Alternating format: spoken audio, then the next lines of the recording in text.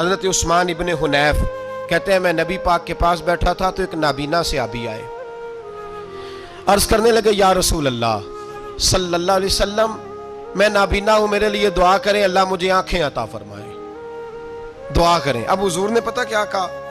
نبی پاک نے فرمایا دو باتیں ہیں، یا تو صبر کر لے یا میں دعا کر دیتا ہوں۔ صبر کرے گا تو اللہ جنت دے گا، یا تو صبر کر لے یا میں۔ صحابی بڑے پیارے تھے، کہنے لگے یا رسول اللہ جنت تو اللہ اپنے فضل سے دے گا ہی، میں نے نہیں صبر کرنا، مجھے آنکھیں چاہیے، اور پھر یہاں آ کے صبر کروں، این خزانے کے پاس جا کے صبر کروں؟ حضور میں نہیں صبر کرتا، آپ دعا کریں۔ نبی پاک نے دعا سکھائی، فرمایا دو نفل پڑھ جا کے اور دو نفل پڑھ کے میرے وسیلے سے دعا کر۔ کیا کر؟ اللہ سے کہہ کہ اللہ میں تیرے پاس تیرے رسول کا وسیلہ لے کے آیا ہوں، اور پھر کہنا یا محمد انی توجہت علیک، کہنا ہے محمد صلی اللہ علیہ وسلم میں آپ کے وسیلے سے اللہ کی بارگاہ میں حاضر ہوں، اور پھر اللہ سے کہنا کہ اے اللہ تو اپنے نبی کی سفارش میرے حق میں قبول فرما۔ کون سکھا رہا ہے؟ بولیے کس کو؟ بولیے۔ کہا جا میرے وسیلے سے جا کے دعا کر۔ حضرت عثمان کہتے ہیں وہ چلے گئے، دو نفل پڑھے، حضور کے وسیلے سے دعا مانگی۔ فرماتے ہیں وہ چلے گئے پر ہم کوئی نہیں گئے۔ آپ کیوں نہیں گئے؟ تو صحابہ کا نظریہ بتاتا ہے کہ وہ گئے اس لیے نہیں کہ ہم حضور کا معجزہ دیکھ کے ہی جائیں گے، کہتے ہیں ہم گئے نہیں۔ تھوڑی دیر گزری تو وہ صحابی جو اندھے گئے تھے جب واپس آئے ہیں تو اللہ نے انہیں آنکھیں عطا فرما دی۔ گئے تھے تو نابینا تھے، آئے تو بینا ہے۔ میرے نبی پاک صلی اللہ علیہ وسلم کا توسل، حضور کا وسیلہ خود حضور نے سکھایا ہے، خود نبی پاک نے، اور صحابہ کرام علیہم رضوان اس مزاج پر پورے عامل تھے۔ حضرت عمر فاروق صحابہ میں ایک دانشور شخصیت کا نام ہے، علم کے لحاظ سے، عمل کے لحاظ سے، بصیرت کے لحاظ سے، تقوی کے لحاظ، ایک بڑی انفرادی اور منفرد شخصیت ہے۔ حضرت عمر کے زمانے میں قحط پڑ گیا، بارش نہیں ہوتی، حالات بڑے دگرگوں ہیں، پریشانی ہے۔ لوگ سیدنا فاروق اعظم سے پوچھتے ہیں حضور اب کیا بنے گا؟ جو میں نے پہلے حدیث آپ کی خدمت میں عرض کی وہ ترمذی اور ابن ماجہ سے، اب جو حضرت عمر کی روایت عرض کر رہا ہوں یہ صحیح بخاری میں موجود ہے۔ حضرت عمر فاروق رضی اللہ تعالیٰ عنہ کا زمانہ مبارکہ، قلت آ گئی، قحط آ گیا، بارش شدید ہے، صحابہ پریشان ہے۔ جناب عمر فاروق رضی اللہ تعالیٰ عنہ سے کہتے ہیں حضور کرنا کیا ہے؟ حضرت عمر پہلے تو خاموش رہے، پھر حضور کے چچا جناب عباس کو بلایا، کوئی بات نہیں کی، جناب عباس کا بازو پکڑا اور کھلے میدان میں لے گئے۔ حضرت عمر دعا کرتے ہیں اور پوری امت کو دعا کا طریقہ بتلاتے ہیں۔ حضرت عمر کہتے ہیں اگر قبول کرانی ہے تو یہ طریقہ اختیار کرو، اگر اللہ کی بارگاہ میں دعاؤں کو مستجاب کرانا ہے تو یہ رنگ ہے جو امت مسلمہ کو میں سکھا رہا ہوں۔ حضرت عمر نے جناب سیدنا عباس رضی اللہ تعالیٰ عنہ کو کھڑا کیا سامنے اور دعا فرمائی، اللہم انا نتوسل الیک بنبیک، اے اللہ ہم تیری بارگاہ میں تیرے نبی کے وسیلے سے دعا کرتے ہیں، فتسقینا، ہمیں بارش عطا فرما۔ ہمیں کس کے وسیلے سے؟ حضور۔ اور پھر کہا اللہم انا نتوسلک بام نبیک، اے اللہ ہم نے اپنے نبی کے چچا کے وسیلے سے بارش عطا فرما، اے اللہ ہمیں اپنے رسول کے چچا کے وسیلے سے، حضرت عباس کے وسیلے سے بارش دے۔ صحابہ کہتے ہیں جب ہم گئے تھے دعا مانگنے تو خشک سالی تھی، اور جب گھروں کو آ رہے تھے تو ہمارے کپڑے بارش سے بھیگ چکے تھے۔ اللہ نے بارش عطا کس کے وسیلے سے؟ حضرت عباس۔ اچھا یہ بات یہاں قابل غور ہے، حضرت عمر کے وسیلے سے بھی دعا ہو سکتی ہے، دعا سیدنا عمر فاروق کے وسیلے سے بھی، لیکن حضرت عمر رضی اللہ تعالیٰ عنہ نے نبی پاک کے چچا، چونکہ حضرت عباس جب آیا کرتے تھے تو حضور کھڑے ہو کے استقبال فرماتے تھے آپ کو دیکھتا ہوں تو مجھے اپنے والد کی یاد آتی ہے۔ حضرت سیدنا عمر نے بتلایا کہ میں اس کو لے کے جا رہا ہوں جو نبی پاک کے زیادہ قریب ہے، جو حضور کے زیادہ قریب ہے، ان کے وسیلے سے دعا فرمائی۔ امت کو کیا درس دیا؟ فرمایا جو بھی حضور کے قریب ہو اس کے وسیلے سے دعا کرو، اللہ تمہیں آسانیاں نصیب فرمائے گا۔ اب ہمارا حال یہ ہے، انتشار ہی انتشار ہے، اختلاف شک کی شک ہے، پریشانی واضح حدیثیں موجود ہیں۔ میں آج ایک صاحب کو پڑھ رہا تھا، پتہ نہیں لوگ کیوں پریشانی کا شکار ہیں، کیوں لوگ اس آزمائش کا شکار ہیں؟ کہتے ہیں جی وسیلہ نہیں دینا چاہیے، سیدھا سیدھا نیک عمل کرو۔ او میرے بھائی، میں نے کہا کہ اللہ کسی وسیلے کا محتاج، اللہ محتاج نہیں، لیکن اس کی عادت ہے وہ وسیلے کو پسند فرماتا ہے۔ باریک بات مشکل ہوتی ہے لیکن موٹی بات تو سمجھ میں آنی چاہیے نا۔ کوئی شخص ایسا ہے جسے اللہ نے بغیر ماں باپ کے وسیلے کے پیدا کر دیا ہو، حالانکہ اللہ پیدا کرنے پہ قادر حضرت آدم کو کیا ہے نا، حضرت حوا کو، جناب عیسیٰ علیہ السلام کو بغیر باپ کے پیدا، لیکن یہ اس کی عادت، وہ جب پیدا کرتا ہے تو ماں باپ کے وسیلے سے پیدا کرتا ہے، پھر جب روزی دیتا ہے تو پھر بھی کسی نہ کسی، کیا اس نے حکم دے دیا ہے؟ روزی کون دیتا ہے؟ تو اللہ کا یہ حکم ہے کہ کنڈی لگا کے اندر پنکھا چلا کے سوئے رہو، روزی پہنچ جائے گی۔ کہتا اٹھ، کوئی سبب پیدا کر، باہر نکل، محنت کر، وسیلہ بنا۔ جو آدمی کہتا ہے جی میں کپڑے سی بھی خود لیتا ہوں، استری بھی کر لیتا ہوں، دھو بھی لیتا ہوں، اس سے سوال یہ ہے کہ بنا بھی لیتے ہو؟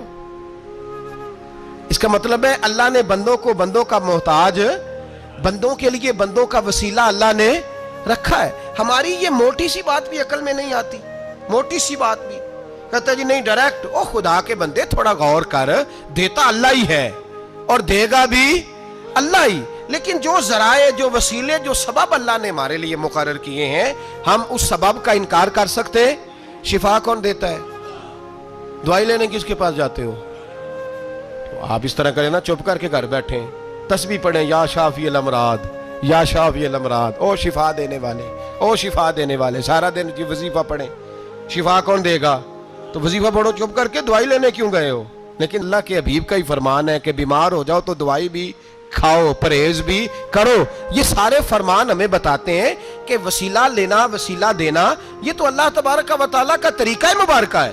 لوگ اتنی سی بات کو نہیں سمجھتے، اور قرآن نے واضح طور پہ کہہ دیا وَابْتَغُوا إِلَيْهِ الْوَسِيلَةَ، اور سورہ بقرہ گھر جا کے کھولنا، آیت نمبر 99، 80 اور 9، 99 آیت پڑھنا۔ کفار نے، یہودیوں نے نبی پاک کی علامتیں پڑھ لی تھی تورات، زبور اور انجیل میں۔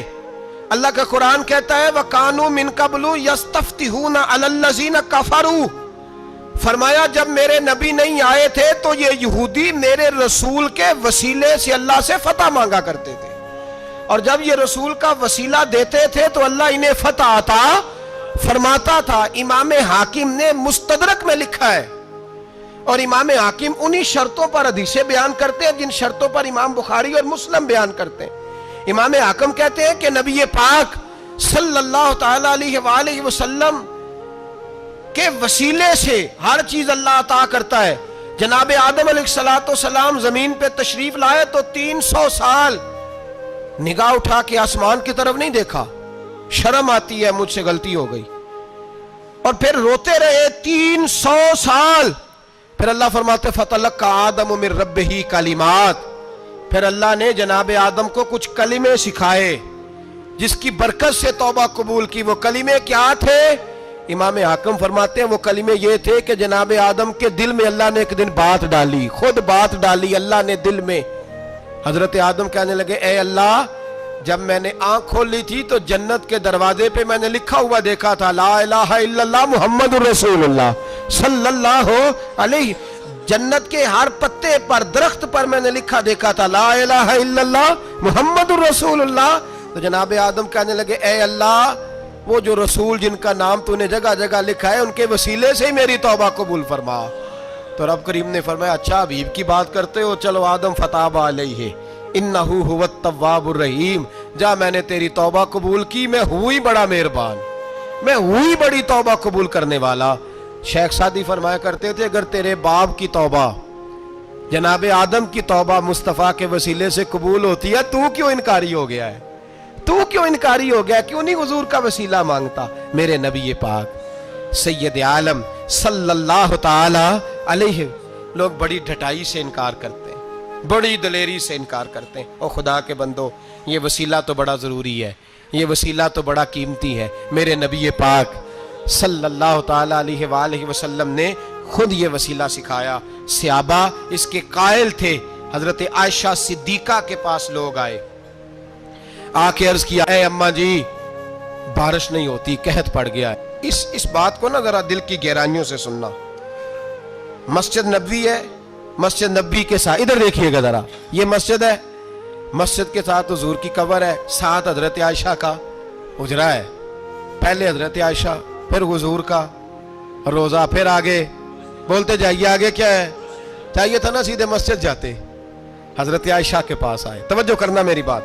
کہ اماں جی بارش نہیں ہوتی کیا کریں, اماں جی نے مسجد نہیں بھیجا, کہنے لگی اس طرح کرو حضور کے دروازے پہ جاؤ اور جا کے نا نبی پاک جہاں دفن ہے وہاں تھوڑی سی نا جو حضور کے سر والی جگہ ہے نا قبر پہ, وہ چھت تھوڑی سی کھول دو, چھت کھول دو. صحابہ کہتے ہم گئے جہاں حضور کی قبر انور تھی, حضور آرام فرماتے, سرانے والی سائڈ سے تھوڑی سی چھت کھولی, ابھی کھولی تھی اللہ نے فوراً بارش عطا فرما دی. فوراً کہتے ہیں جب بارش ہوئی تو ہم مسجد میں شکرانے کے نفل پڑھنے چلے گئے, حضرت عائشہ کے وسیلے پہ روضہ رسول پہ, اور روضہ رسول کے وسیلے سے اللہ کی یہ طریقہ تو ہمیں صحابہ سکھا رہے ہیں. با خدا خدا کا یہی ہے در, نہیں اور کوئی مفر مکر, جو وہاں سے ہو یہیں آ کے ہو, جو یہاں نہیں تو وہاں نہیں. صحابہ تو دروازے رسول پہ جا رہے ہیں, ایک بار نہیں بار بار جا رہے ہیں. تو اکڑ کے پھر رہا ہے, اکڑ کے پھر رہا ہے. بڑی ضروری ہے یہ بات کرنی, بڑی ضروری, اور یہ بات آپ کے لیے سیکھنی. ذرا غور کریں, شیطان کی غلطی کیا ہے پتہ ہے آپ کو؟ اللہ کو نہیں مانتا تھا. شیطان کی غلطی کیا تھی بولے, کس کو ہے؟ لا الہ الا اللہ کو نہیں مانتا تھا, اللہ کو نہیں مانتا تھا. نہیں تو انہیں پتہ ہی نہیں نا اس گل دا. اور میں تو انہیں اگر پوچھا نا آج دی خبر کی یہ تازی, تو انہیں پتہ ہے. اور بھائی اس کو بھی سمجھیں, یہ عقیدہ ہے, یہ ایمان ہے, میری منت ہے, اس کو سمجھ لو, یہ کام آئے گا. یہاں عجیب رٹا ہے, یہاں لوگ معاذ اللہ تبارک و تعالی اللہ کا نام لے کے در رسول سے دور کر رہے ہیں. بہت بڑا دھوکہ ہے, بہت بڑی زیادتی ہے, امت کے دلوں پر خنجر چلتا ہے. اور میرا تو کلیجہ پھٹتا ہے جب میں ایسی تحریریں پڑھتا اور سنتا. یار تو کیا بیان کر رہا ہے, ڈر اللہ سے مرنا نہیں, نبی پاک کو منہ نہیں دکھانا, تو کیا کر رہا ہے؟ بتا نا شیطان کی غلطی کیا تھی. وہ تو صاف ستھری بات کر رہا تھا, یا اللہ ایک نہیں تو لاکھ سجدہ کرا میں تجھے کرتا ہوں. اللہ نے فرمایا ادھر آنا, میرے محبوب کو سجدہ کر. کہنے لگا نہیں کرتا. فرمایا فخرج فإنک رجیم, نکل جا تو لانتی ہے. جو حضرت آدم کو وسیلہ نہ مانے وہ لانتی ہے, اور جو روضہ رسول پہ کھڑا ہو کے کہے میں نبی کو وسیلہ نہیں مانتا, جو دروازے رسول پہ پہنچ کے کہے میں نبی پاک کو وسیلہ نہیں مانتا, جو مصطفیٰ کے وسیلہ ہونے کا انکار کرے, تو کہتا ہے کہ دنیا میں وسیلہ نہیں مانتا. اللہ تو قیامت کے دن بھی کہتا ہے جو مصطفیٰ کے پاس سے ہو کے آئیں گے میں بخش دوں گا. شفاعتی لعلی الکبائر من امتی, حضور فرماتے ہیں موٹے موٹے گناہگار آتے جائیں گے, کالی کملی کے نیچے چھپاتا جاؤں گا, جنت میں بھیجتا جاؤں گا.